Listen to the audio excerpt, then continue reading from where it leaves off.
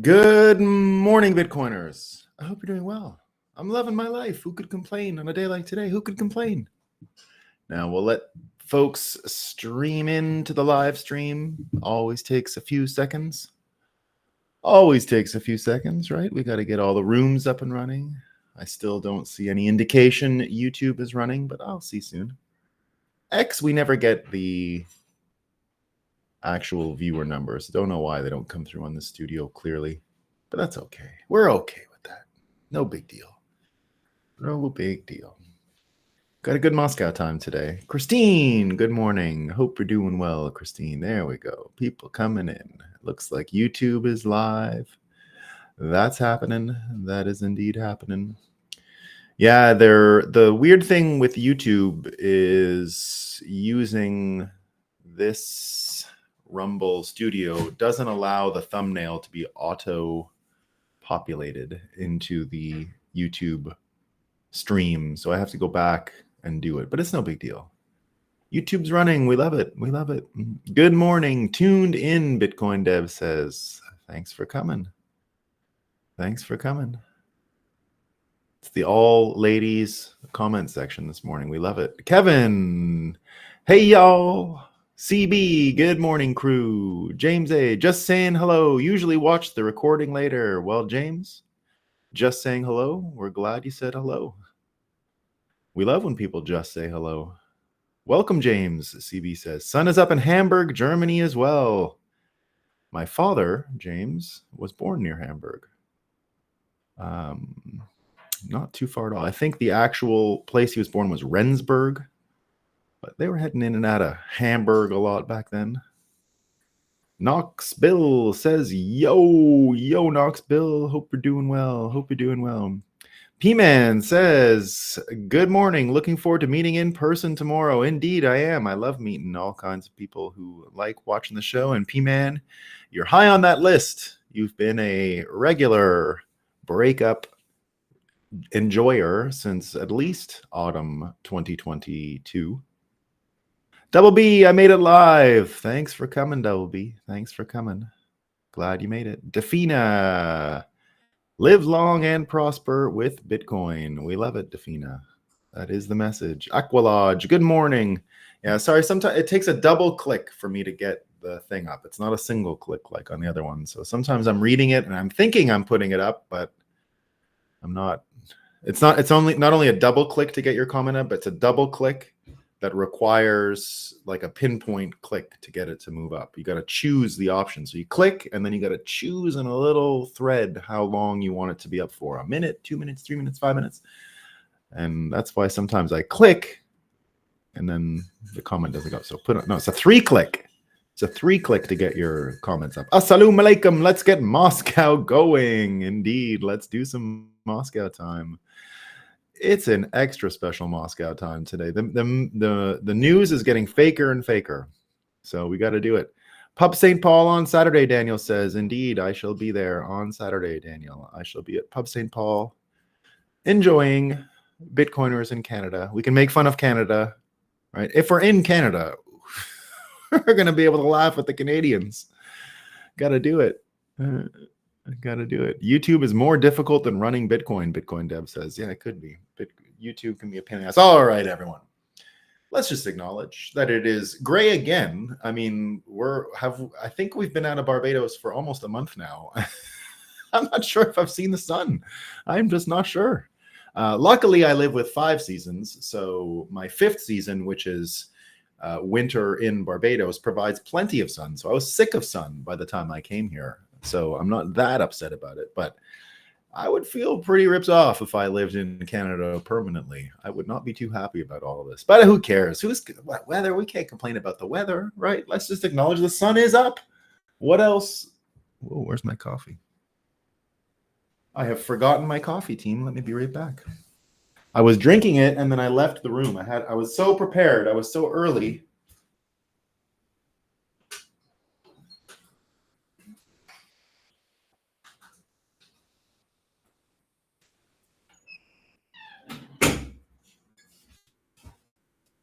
There it is. I forgot this. I was so early today that I took a walk around the condo with the coffee to say hello to the children, and my wife is busy making some banana bread, which we love. Right? We love banana bread. But there you go. We got it. Let's have a coffee. Talk about what's new. Did I do the whole thing? Sun's up and Bitcoin's running. Right? We're good. Everything's good. There we go. All right. Let's get up. Let's get into some Moscow time. Moscow time is it's proliferating, right? There's so much fake news. And I noticed that Elon Musk wants to get Grok on the job. Now, I think Grok can do it. I honestly think AI can do this job. So I'm looking forward to that.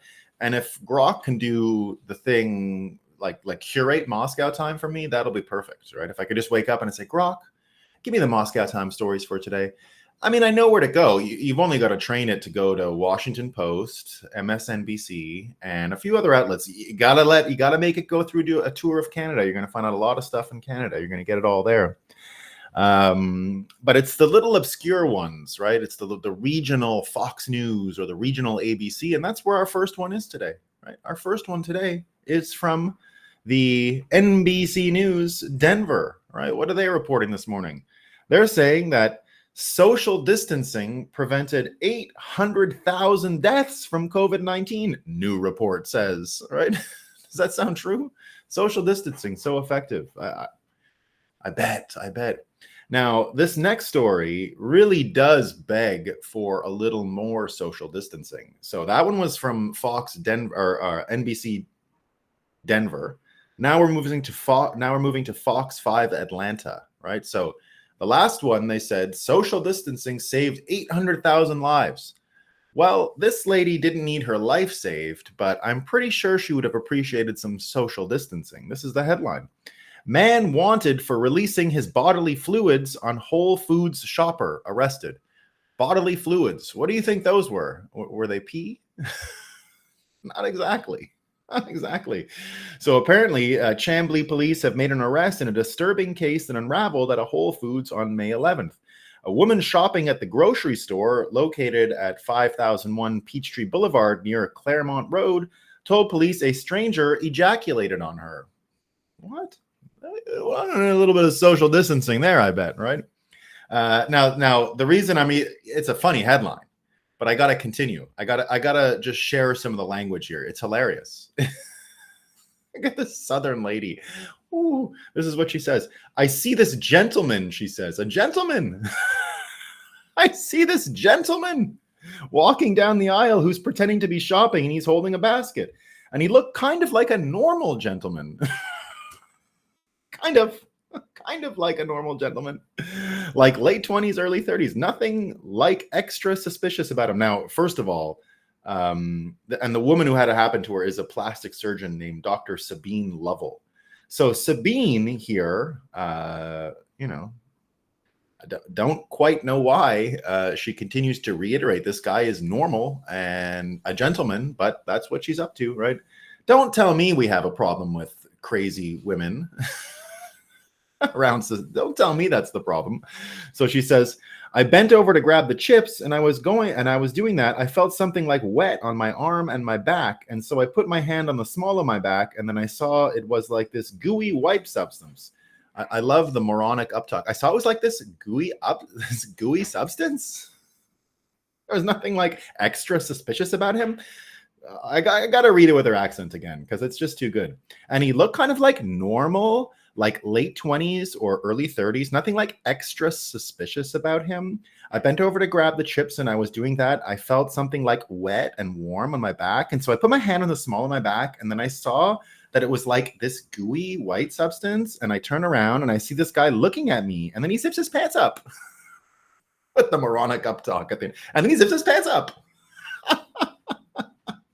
So if anyone tells you social distancing is no good, right? Tell them it saved 800,000 lives and it could have saved this girl from getting some ejaculate on her, right? But it didn't happen that way. It didn't happen that way. It's okay. We can do better. We can do better. This one's great. So, the mayor of New York letting all kinds of things slip accidentally, right? Yesterday it was, I got an idea for the migrant workers. they should get jobs as lifeguards because they're good at swimming. Pretty good stuff. Now today he says, thanks to our corporate partners like American Express for helping New York City to track and limit meat consumption. Whoops. Thank you, American Express. Now, it might help out this next headline, right? The obesity paradox, how fat can be good for you, right? So you got to go read this, everyone. And, if you're struggling with weight loss, you can probably skip it, right? This article is saying it's a paradox, but maybe being fat is really good for you. Despite having a bad reputation in the wellness world, body fat is important for your health too. There you go, guys. It's important. It's important to be fat. We know it. We know it. Oh, this is great. So Gavin Newsom, right? People talking about him these days. What's going on? Gavin, is he going to take over for Biden? We don't know. But here he comes out with his plan, right? California has a national model to fight homelessness. Who wouldn't want to learn from California about how to deal with homeless people? So successful. They're the best. They're the best. This one's good too. So Stormy Daniels, right? Stormy Daniels. This is from the New York Post. Stormy Daniels' husband says they'll likely flee the U.S. if Trump is found not guilty in hush money trial, right? So they're going to go join Tara Reid. Tara Reid is in Russia trying to hide from Biden.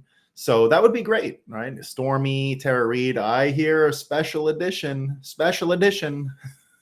live from Moscow. Stormy. We love it. Okay, I got a couple really good ones here with Trump, right? So the Washington Post, really curious. They're wondering, opinion, how in the world is Trump's trial not hurting him? How is Trump not getting hurt by all these criminal indictments? How is the former president still ahead of Biden in recent polls? Asks Alexi McCammond. She must be smart.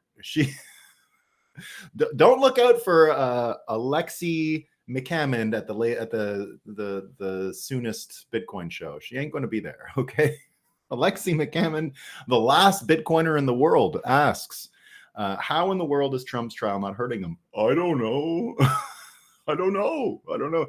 It gets better. The Washington Post, they're praying for this one. This one is just like, please, Aaron Blake, be correct, right? This is from Aaron Blake. Analysis by Aaron Blake. New polling suggests Americans might be warming to the prosecution and even the prospect of Donald Trump in jail. Here's where things stand. So in this one, they go into this whole fever dream about Americans. They finally got Trump. The walls are closing in, everyone. Americans are finally done with Trump.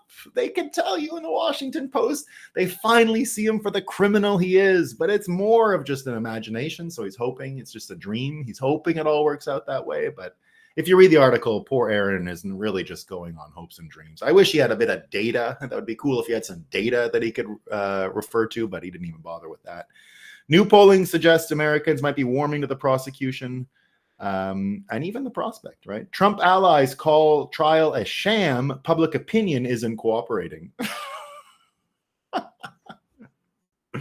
So good. And now in Bloomberg, they're wondering, right? So it's a sham over in Washington Post. The walls are closing in on Trump.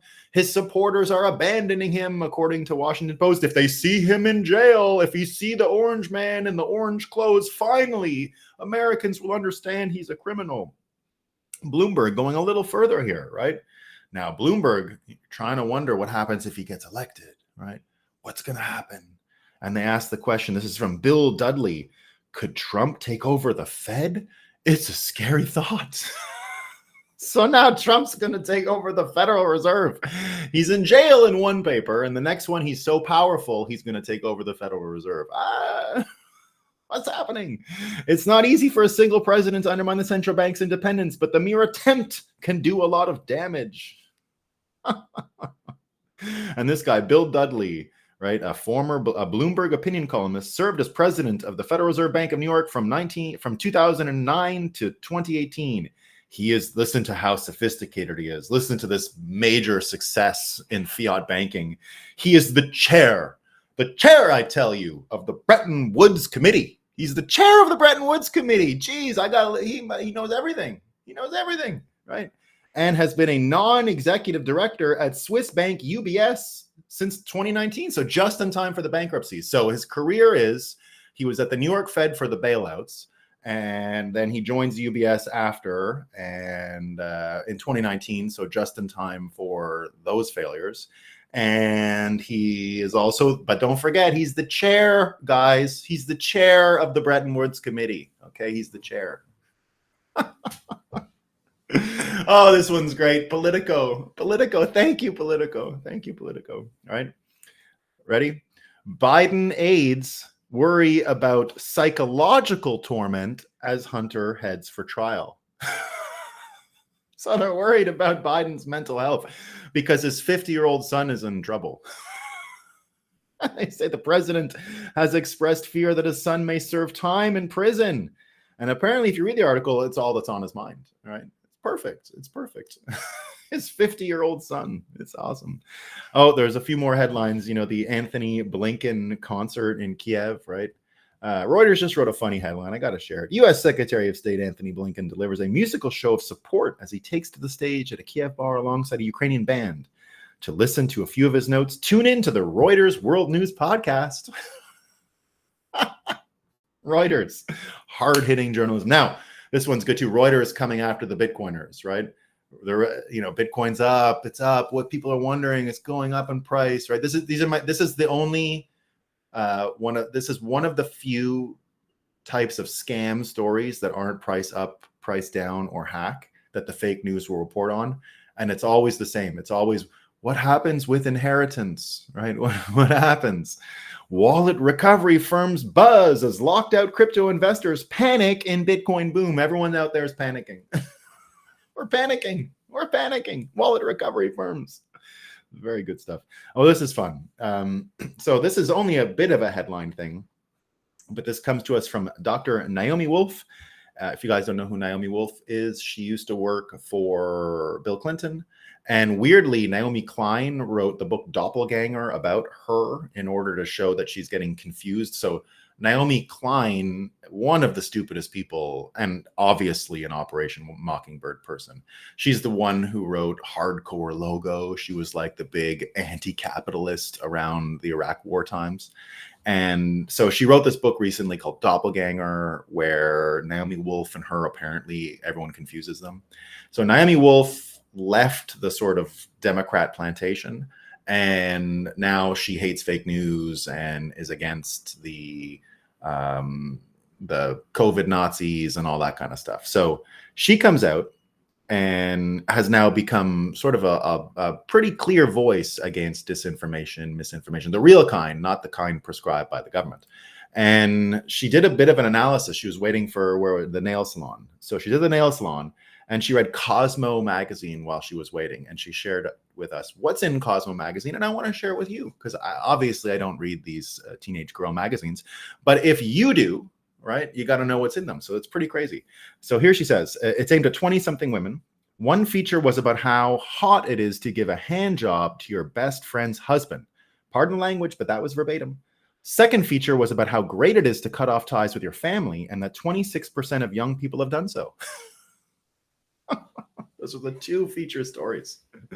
How to give your best friend's husband a handy and how to cut off your family. Women are doing great in America, guys. They're doing great. They're reading all this stuff. Things are going great. Oh, now, so these are a few, just a, random collection, a couple funny ones here. Let me make sure I have them in order. Now, not everyone should find this funny, right? But the way it's written by the Washington Post here is kind of, I'm sorry, I don't make the rules. Right now, I understand the saddest thing going on in America, besides the destruction of money, or on top of it, is the fentanyl deaths. The fentanyl deaths now in America are greater than the Vietnam War, for example. Yearly loss of life to fentanyl, much higher than the Vietnam War yearly loss of life. And that was a big deal to young people back then, right? But now that everyone's reading Cosmo and figuring out how to give their best friend's husband a hand job and cutting off their family, one could say that most people in America aren't really hearing about the danger of fentanyl. But don't worry, the Washington Post is here to remind us. And they use exactly that word, remind us. Overdose death, this is from Washington Post. Overdose deaths have surpassed $100,000 for the third straight year, according to federal data released Wednesday. A reminder. It's a reminder, everyone. There's a reminder, right? A reminder that the nation remains mired in an intractable epidemic fueled by the potent street drug fentanyl. A reminder. There's a little reminder. Don't forget that. It's in your mailbox. Check your junk mail. Find out, right? Check your junk mail. See, get that reminder. Now, this one's pretty good, right? This one's pretty good. This is our last one of the day. So this happened 2 days ago, right? And I'll reference what happened. So this is 2-day-old fake news, but it didn't quite make the cut when we went live yesterday because of what happened yesterday. This one's excellent. Slovakia chided for chilling effect of changes to NGO public media laws. Slovakia was chided, everyone. They were chided. Michael O'Flaherty, Council of Europe Commissioner for Human Rights, wants Slovak parliament leadership to pump brakes on changes that would be incompatible with EU standards. Did they pump the brakes? Well, they shot the Prime Minister of Slovakia yesterday, so he got shot. That ends our fake news and brings us into our more fake news. And what all this is about is the Slovakia guy, just like the Georgia guy that we were covering yesterday with the NGOs and the color revolution formula that we've seen for a while now, looks a lot like this. It's go in, get the NGOs to criticize people for not doing enough censorship, not doing enough psyops. And then when they don't do it, you say that you're supporting terrorists. And if you do it, then you say you're fortifying democracy, right? You can fortify democracy like Ukraine, which is to cancel elections for 10 years. It's super fortified, right? Or you can do what some of these other places have done. But in the case of Slovakia, it looks like they tried to resist, and then suddenly their prime minister gets shot. So people talking about this yesterday, you've got Legendary Energy, who we love, Anomaly, right? Isn't he great? If you don't follow Anomaly, Legendary Energy, you're missing out. The reason he's great is that Legendary Energy, for example, is one of the first, I would call him sort of on that, change the world type of social media account, right? He was around for Trump 2016 and abandoned Trump in 2020 when the mandate came and all that stuff. So just like Cernovich, I find there to be a lot of credibility with naturally MAGA people who don't stay in the Trump camp as much as I love Trump. Right, I just have a lot of respect for people who get out over certain instances, and Legendary Energy is one of those guys. So here he was taking that contrast, right? He mentioned the Slovakia chilling effect article from 2 days ago, and then points out what happened to the leader yesterday. He says this article was written yesterday about Slovakia's leader. They complained that he was getting rid of NGOs and that wasn't compatible with the EU. Indeed, you've got a bunch of these stories, right? And now we found out more about this guy who was the guy who shot him. So the Slovakia prime minister, we know who did it. So Colin Rugg writes here, the man suspected of the assassination attempt on Slovakia's prime minister, Robert Fico, has been identified as Slovak writer Juraj Cintula, a liberal writer and activist. Fico is reportedly in the hospital in life-threatening condition, but I think he's stabilized. According to reports, Cintula is 71 years old, is a well-known writer, and is a member of the Progressive Party in Slovakia. Mr. Fico's condition is not looking good. But I think it all worked out, right? I didn't check that this morning, but I think it worked out. Now, at the same time as this is happening, we see that in Europe, YouTube has removed 35,000 EU videos for misinformation. Right, so 35,000 videos were taken down yesterday for misinformation, along the same lines as the Mike Benz architecture of deceit structure that we've been talking about for a while. So Mike Benz, of course, a year ago, let all of us know this is exactly what's going to happen, and that it would happen outside of America first because it's easier for American institutions to steamroll these weak institutions, because most of them in America don't have any First Amendment right, like Americans don't have First Amendment, which they found a way around, of course, right? In America, we see from the Missouri versus Joe Biden case that they had a formula to get over the First Amendment, to get around the First Amendment, particularly with COVID vaccination censorship and election 2020 censorship, the two most censored events in U.S. history, maybe global history. So the formula that Mike Benz already wrote and expressed to us and predicted and said we're going to see it every day in living color was this proxy war abroad, where cutouts of the CIA that don't have to worry about the First Amendment abroad can pressure foreign countries to do what couldn't be done in America, in the same way that big tech was pressured in America to do censorship, which the federal government is prohibited from doing. So we see here with this case that YouTube, already aligned, has taken down 35,000 videos. Let me know if any of these videos are getting censored in Europe. We'll see. But indeed, the ability for, let's call it soft power, right? That's the soft power that America has been exercising for years. I heard Mike Benz do a video yesterday talking about this soft power and the ability to extend it, that they don't really worry about the hard power stuff so much because the soft power for so long has been capable of doing this job. But what we're seeing now is the soft power of America waning, and the ability to manipulate all these institutions around the world is going by the wayside very quickly. Now, I think Bitcoiners recognize why, right? Soft power is not so much the hypnosis that's important. It's that there has to be some material benefit. The money has to be an important factor in determining how soft power is wielded. You've got to pay people off, basically. Soft power works with a type of bribery. The bribery can be subconscious or it can be overt. But what we're seeing now from the American situation with the banks and the money and the mistakes that were made over the past little while is that soft power in America is waning faster than anyone can even recognize. And this is a big opportunity for Bitcoin. When the US soft power isn't quite what it is and they have to rely on hard power, it becomes obvious to see. Now, the case that we saw yesterday with these, now, you guys wouldn't know because you're Bitcoiners what MEV exactly is. Okay, so as someone who studied a lot of Ethereum things for years, or studied not so much, covered a lot of Ethereum things for years, what MEV is called miner extracted value. It's kind of a way to front run transactions, frankly. And it's one of the reasons why I've never believed Ethereum could make it in the long run, because what it suggests is that the quant traders, the high frequency traders, the really sophisticated Wall Street people require, in order to participate in these markets, they require more or less a computer science skill in order to calibrate their miner extracted value, their MEV, their front running ability on trades, in order to get out there and perform really well. So it's not just about miner extracted value. Hey guys, you don't need to know too much about it. I'm only referring to the miner extracted value because yesterday there was this case of two fellas involved in crypto trading. They were some kind of hedge fund and they were arrested.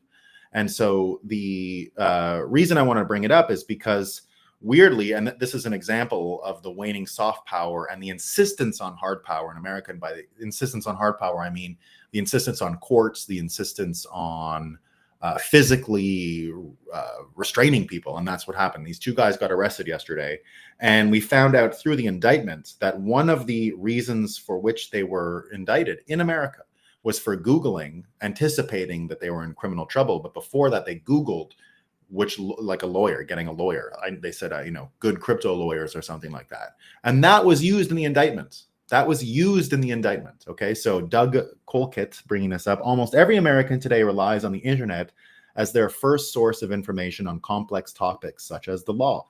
It's bizarre and dystopian that prosecutors can use your Google searches for legal advice as evidence against you, and flies in the face of the basic principles of common law. People should never be penalized for trying to understand their legal rights. And then he says, this is from the MEV indictment today. Somehow even Googling a lawyer can be used as evidence that you committed a crime. So you don't really need to know too much about MEV. It was more or less perfected by this supposed Bitcoiner named Hasu, who used to run a podcast with our favorite Suju. Right, so you already know what quality of people you're getting involved with here. And Hasu is one of these German people. He's so smart, right? I've met him a bunch. Forget him. Don't even worry about it. He's got some business running on MEV. He acted all offended when Suju got arrested because they got their career going together with their stupid podcast, which was already dumb.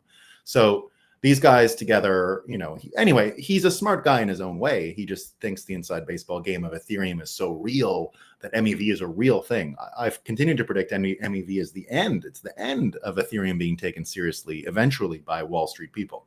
But that's a whole nother story. So MEV, a big deal to these folks, and you don't really need to know more about it other than what we're seeing here with the indictment, and the indictment going after these people for actually just having a Google search it's proof that they're moving into hard power versus soft power.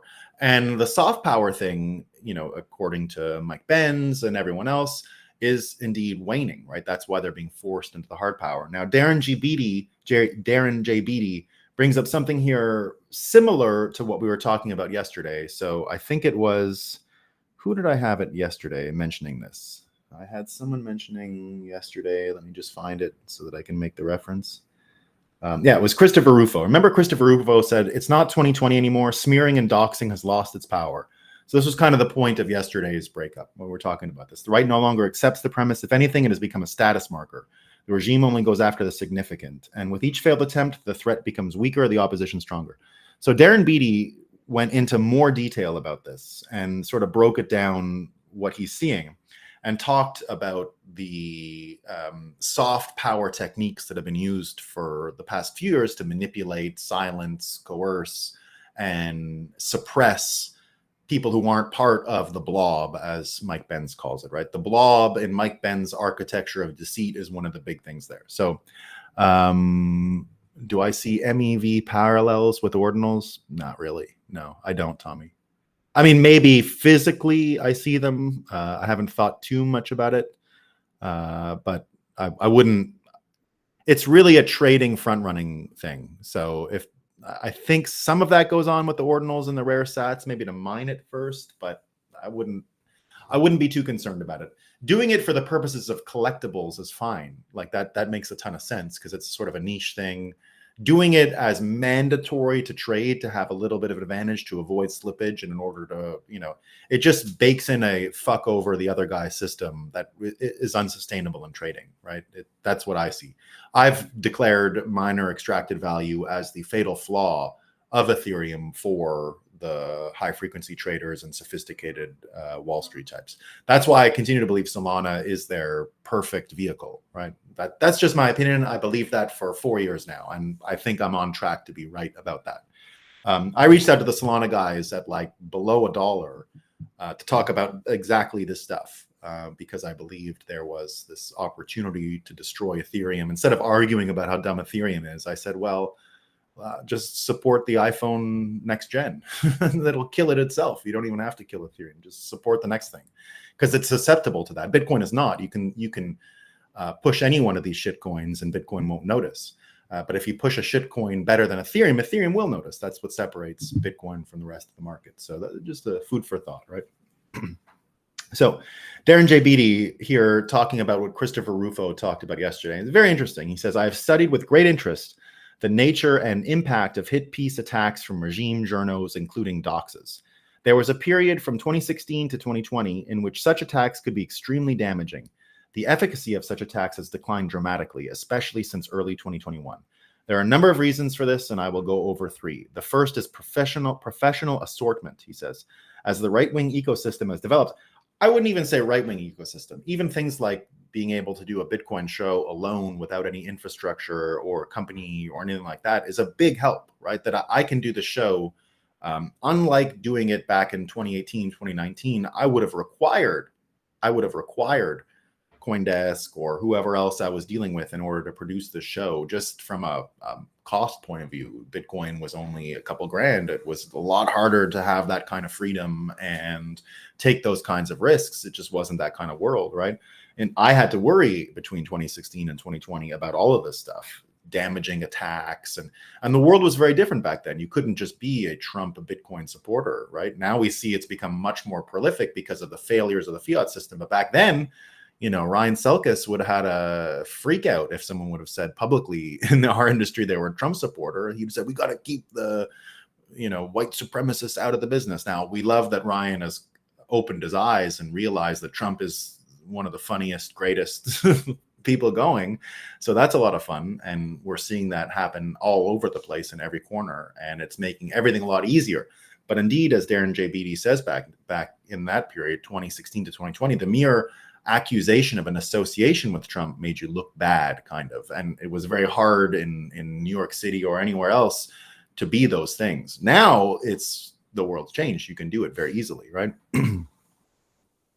Solana isn't good for anything but lining VC pockets. I would say it's good to destroy Ethereum. That's a real use case, right? It's great to destroy Ethereum, like great, right? It's not a competition with Bitcoin. It's a competition with the other shitcoins. So that's just how I see it.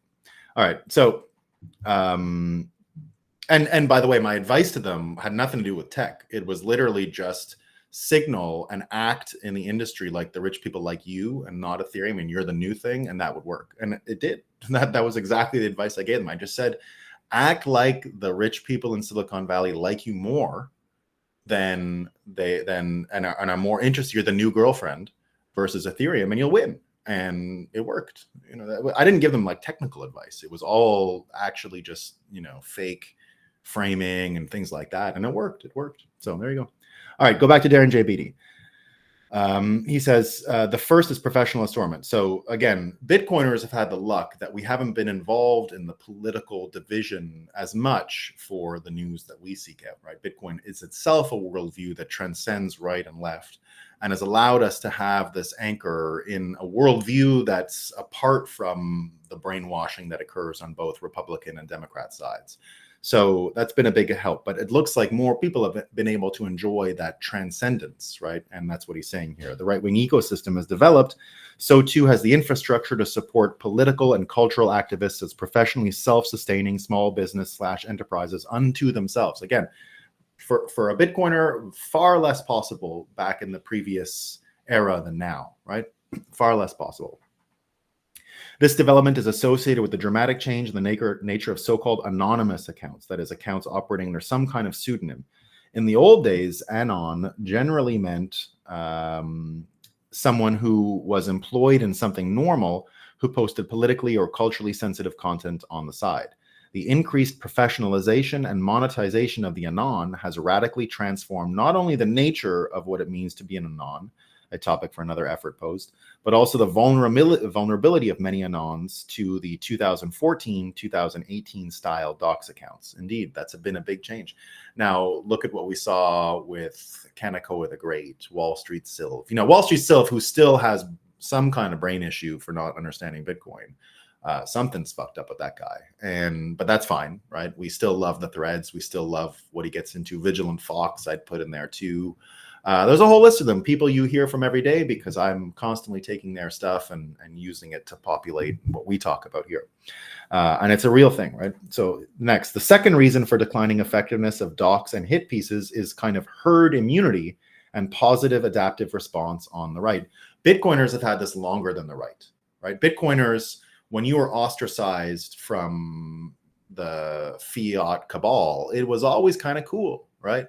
Always kind of cool, but now it's sort of linked with politics. We were the first to be a bit rebellious about all this stuff. We were the first to not really mind if a bank said that you were too risky or something like that. That was all cool back in the day.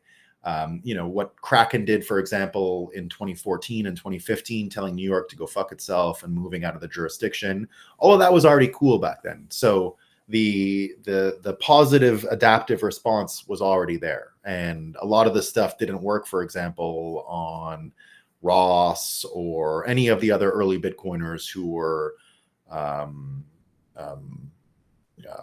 do I call it, who were whatever corruption led them to being arrested and persecuted the way they were.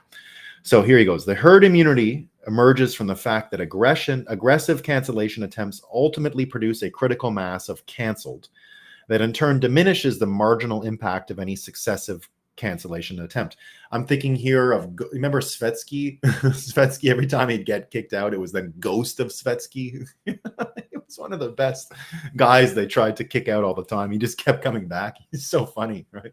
It was just so funny, right? I every time for like a year when I read Ghost of Svetsky, I just would crack up. It was just one of the funniest handles I'd ever heard of, right? So if anyone has been targeted by a hit piece, the pieces begin to lose the ability to socially isolate people, which is the point. So Toxic Maxis understood this for a long time, right? Toxic Maxis way ahead on this, right? Way ahead. Yeah. Solana's not going to make it. Yeah, they're not going to make it. It's not going to make it in the long run. I know the people over there. I don't have much confidence in them making it in the long run at all.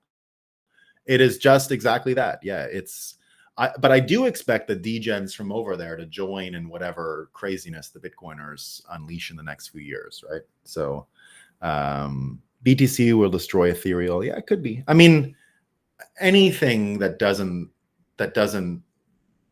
they'll all destroy each other, I guess is what I'm thinking, right? That's sort of where I'm coming at. So here he goes on. The positive adaptive response is that the right has learned, largely thanks to Trump phenomena, that it just doesn't help to cave and capitulate. And believe it or not, the right is better at sticking together. The Trump phenomena has helped in another way. With the hysterical media braying about the fascism and the Nazism of Trump 24/7 for years, the impact of such terms diminishes and the general public learns to tune them out. A hit piece calls such and such a far-right Nazi, probably just like a lie smears against Trump. Now, I've said that this was a problem in another way, right?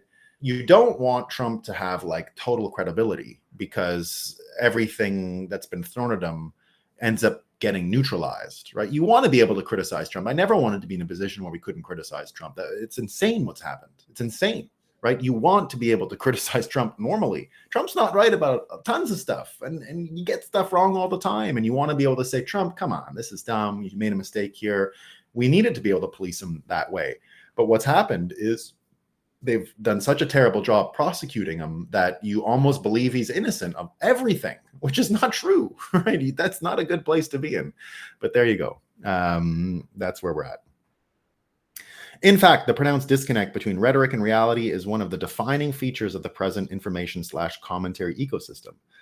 Whereas in 2016-18, rhetoric was embedded in the pretentious currents of transformational political movement, in 2024, rhetoric and commentary are shockingly disconnected from real life, and everyone knows it, which is why it's so funny listening to the Karine Jean-Pierre and all these people talk, right? They don't know what's going on. All these people that we just underlined in Washington Post, why is Trump? Why do they like him? How come the court trials and the 94 indictments aren't hurting him? I don't understand, right? It's funny. It's funny that it's come to this, and it's their own fault. They've done it to themselves. So it's just great, right? Politics is much less a potentially transformational endeavor and is largely equilibrated into an entertainment complex of monetized LARPs and lifestyle choices. The stakes are simply lower. Words mean less, carry less weight. Everything has less gravitas. And everything is generally swept up into the phantasmagoria of the never-ending clown show. Nothing sticks. The system's inability to cancel matters less from the regime's point of view because the necessity of cancellation is radically diminished. For the exceptions to this, the regime has developed other tools such as prosecution and incarceration. So indeed, what he's saying here is exactly what we saw with this MEV case, that the soft power stuff isn't working. Bitcoiners are Nazis. It didn't work. So now you got to go after them with the courts, the same way they went after Trump with the courts. But again, it's not working out with Trump. It's not going to work out by throwing crypto people and Bitcoiners in jail either.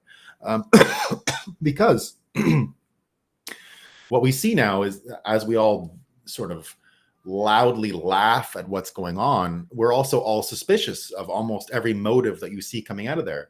You know, just look yesterday with Biden's announcement of the debate, right? What did everyone think when Biden announced, oh, I'm going to debate Trump, right? Everyone starts looking for the hidden angle. Vivek writing about this, call me cynical, but why is Biden suddenly so willing to debate? It could be because he's desperate, or it could be because it's a setup. Keep an eye on the details of how it all comes together. You don't often see a sudden 180 like this unless there's more to the story. And it could just be that Biden is trying to save his ass and thinks he can really do that, right? We saw some of the fine print. It turns out that there's no live audience. RFK was in particular banned from this, right? That was part of the deal that Trump had to agree to. Trump's mic will be muted when Biden speaks. So Trump can handle that, I think. And it's only hosted by NPR, CNN, MSNBC, ABC, or CBS. So it's all the fake news outlets. So Trump has no help there either. And that the moderator will be definitely a Democrat, right? Coming from one of these institutions. Still, I think it's a mistake for the Bidens to go in this. Trump is obviously going to turn this guy into bone dust.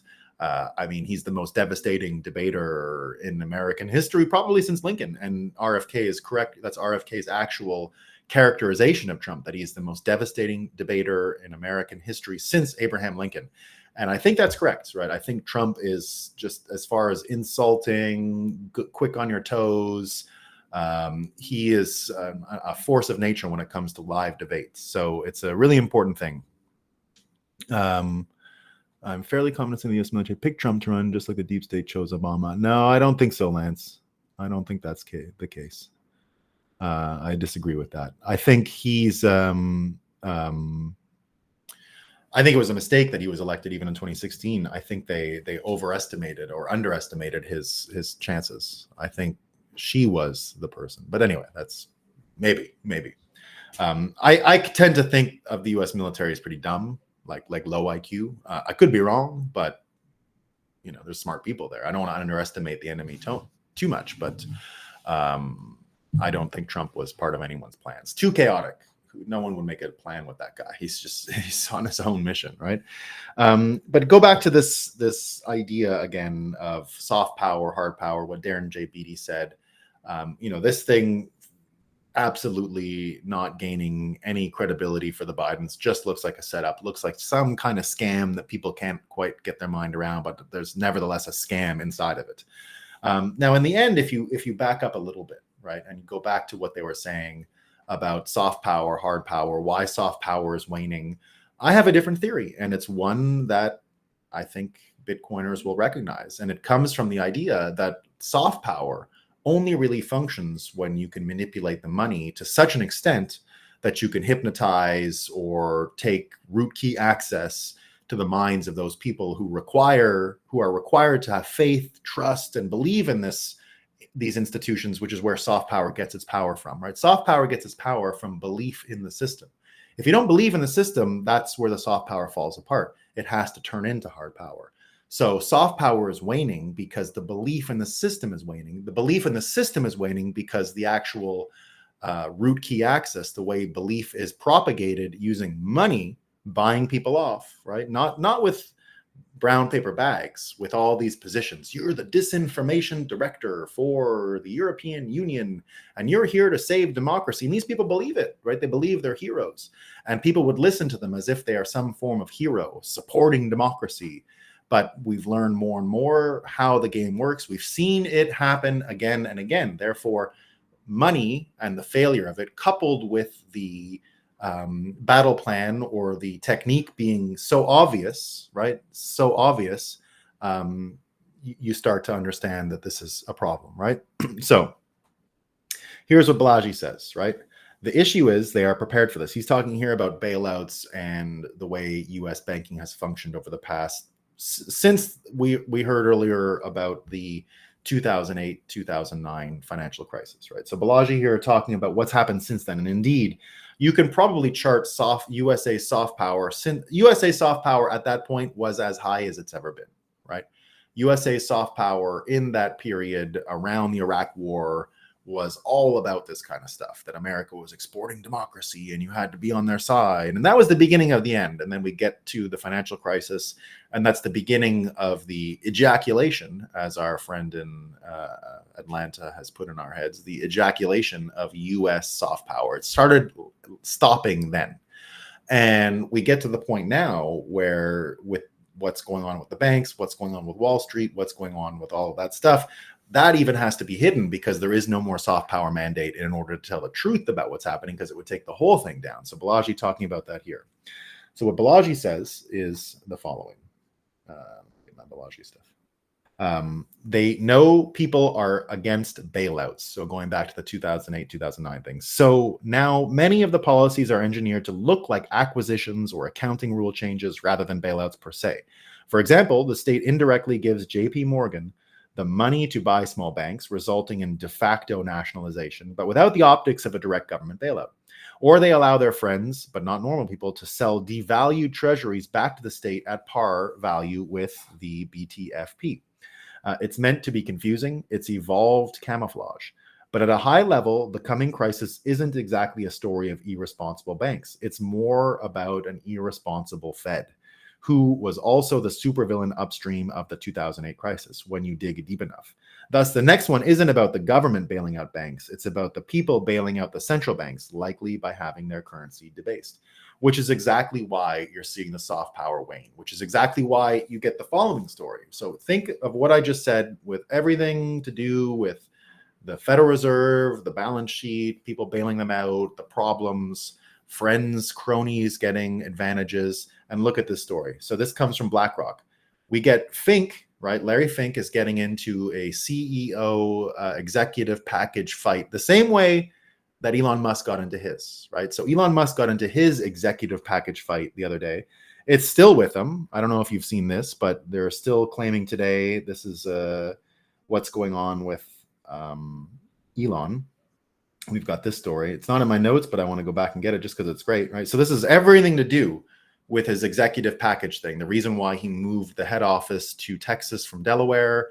Remember, he signed a deal in 2018, 2019, before the huge success of Tesla that it's experienced over the past 5 or 6 years. And it was a huge executive compensation package. I forget how much, billions and billions and billions. And the state itself, the board said, great. The state itself of Delaware said, no, right? No, too much money. Not fair was their reasoning. So now, fast forward, Musk still trying to get that money.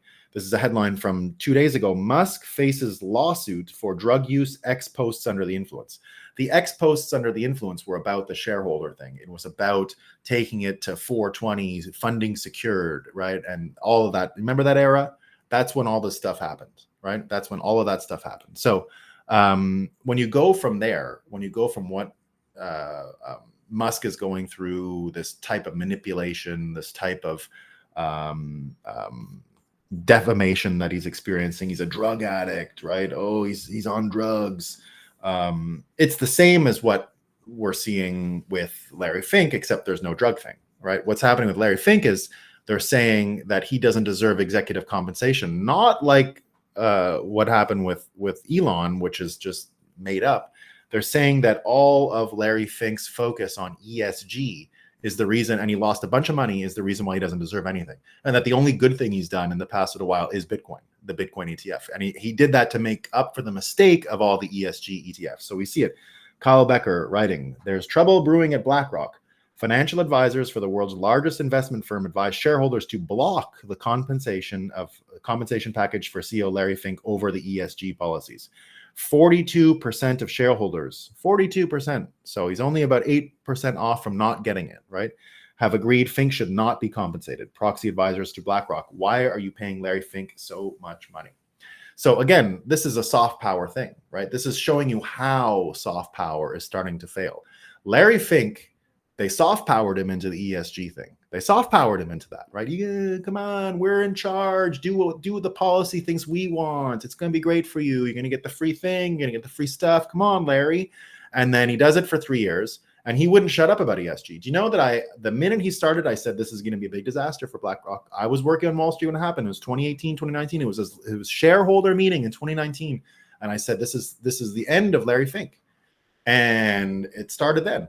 Now, the only thing he's done to save himself since is the Bitcoin ETF. Now, why did he do the Bitcoin ETF? I can't mind read, but what I see is soft power waning. I see the ability for someone like Larry Fink to be hand in glove with the government didn't make sense anymore. He needed to de-risk from that, right? And that's what Bitcoiners need. Bitcoiners need the rich people and the energy companies to de-risk from the morons running soft power on the world because there's no more advantage. In the end, it's a follow the money argument. It's not a follow the argument. It's a follow the money argument. Soft power only works when you can bribe, coerce, and use money in order to manipulate people. If you don't have money, your soft power is zero. It's zero. You need money in order to run soft power. Otherwise, you're relegated to hard power. And that's why we see the court cases. That's why we see what's going on. The problem with soft power, hard power, is it exposes who you are, and it creates a resistance. It creates a Newtonian physics principle, equal and opposite reactions, right? If you see hard power being wielded, it is a human instinct to say, that's too much, I'm going the opposite way, I'm going to fight this. And no matter what, you'll get people who do that. So the good news is America is changing so quickly. And if you go back to the soft power being waned, this guy, Cultural Critic, another one of these Anon accounts, right? Peter St. Onge shared this today, and he says, does inflation lead to civilization collapse? So I agree, the inflation just itself, right, destroys the psychological engine that is the economy. Therefore, you can't really make deals, move, and perpetuate forward. But there is a subtle thing that happens too, which is the soft power that kept the state going, that kept people wanting to work for it, also abdicate, they give up. They capitulate, which is what you're seeing all around you. Capitulation is in the air. The fiat apocalypse is here. It's capitulation across the board. And it looks a lot like this. So this is Cultural Critic, retweeted by Peter St. Onge, talking about the end of the Roman Empire and about the capitulation piece. And this is what it looks like. And it looks a lot like what Bitcoiners are witnessing now. He says, in the 3rd century, the Roman Empire began to buckle under the weight of state spending. It frantically printed money until things went horribly wrong. He says, when Augustus slowed the expansion of the empire, wealth stopped flowing from conquered lands into the treasury. Managing expectations, construction, armies, bureaucracy became increasingly difficult. Whenever costs exceeded tax income, emperors minted new coins to cover it. Mining precious metals increased the supply of gold and silver coinage. Things remained pretty stable for 200 years, but the army was an immense burden. In the mid-2nd century, it was 70% of the entire budget. 500,000 soldiers were on the payroll. Then crisis struck. Frontiers across the empire came under attack in the mid-3rd century. Military expenses soared as entire provinces were being abandoned and their tax yields lost. Plus, the mines were drying up. When soldiers' wages could no longer be paid, debasing the currency was the only option. Emperors issued new denarius. The silver coin troops were paid in, with less and less silver content, i.e., further increasing the money supply. Nero had already begun clipping coins and diluting silver purity in 64 AD. The state soon got addicted to solving the problems this way and lining the pockets of political insiders at the same time. Now, remember that, lining the pockets. If you're not motivating them with the money, if you're not paying them off, the power wanes, right? The denarius was down 60% silver purity by the 3rd century AD. Of course, prices inflated with it. Still, the state kept spending to maintain the illusion of prosperity until things got really bad. By 268 AD, the denarius was 0.5% silver. A bag full of coins replicated the silver content of a single coin a century earlier. By 300 AD, soldiers were paid 8 times the denarius compared to a century ago, and wheat prices were up 200x. But the state still struggled to pay troops. Some abandoned the military and went about pillaging towns. And for half a century, the empire was on the brink of destruction. Emperors were assassinated, barbarians sacked towns, and enslaved citizens. Diocletian tried to stabilize matters by enforcing price caps on over 1,000 goods and services, but it failed. A modius of wheat that had cost 0.5 denarius in the 2nd century sold for over 10,000 denarius in 338. Who pays when the money system breaks? People pay with their freedom. The currency was so worthless that the state demanded forced labor rather than accept its own coins as tax. Merchants had to provide goods directly to the state and army, and leaving their trade was outlawed. The masses slipped into serfdom and unrest, while the state grew larger and more authoritarian in response. The state was now keeping itself alive at all costs. As Septimus Severus said, live in harmony, enrich the troops, ignore everyone else. It's said that the Roman Empire fell due to apathy. By the time the 5th century barbarians came, belief in the system was gone, and invaders were liberators. The empire could no longer afford the problem of its own existence. And indeed, that's what we're seeing. We can't even afford the problems of the US dollar anymore. We can't. It's too expensive. And people are waking up, and the costs of keeping this thing from a soft power point of view they're done, right? It's too much. They couldn't print that. They couldn't get it to there, and it's just not going to work. It's not going to work. That means we're winning. We're winning. The Roman debasement went on for 80 years or something. Yeah, that's what it looks like. Yeah. That's what it looks like. Bon matin à tous. Good morning, everyone. Special salute to many attending the Canadian Bitcoin conference today, starting, and it's till the 18th. Yeah. Jose says, inflation is just a roundabout way for the government to slowly appropriate and consume all resources in the economy. Yeah, that's what it looks like. Jose says, soft power. It is. Yeah, it's faith. It's exactly what it is. Soft power is faith. It's the psychological hypnotism that this is the right direction to go in and that you should orient your thoughts around that and in that direction. And that's what doesn't work. John, will they ever face off against RFK? Not together. I bet you Trump will do it. I bet you Trump will take his own chance. That's just my feeling, right? Jose says Trump is anti-fragile, isn't he? I didn't think he was. I thought they had him in the last election. I indeed did. The alts are like swabbling clans fighting over crumbs that fall from the Bitcoin plate. Of course it is. Yeah. Bitcoin Graffiti says alts will destroy ETH. Yeah, I would. Yeah, that's what I see too. That's what I see too. Yeah. Yeah, don't look for friends over in Solana. They're very woke and all that stuff. They're not out to help you as Bitcoiners. They hate you, but that doesn't mean you have to. I'm mind reading it. I don't know if they really do, but from what I saw in my time over there as a fly in the wall, was very wokey people who hate Bitcoiners. Not all. There's normal people there too, but that's what I saw. That was what I saw.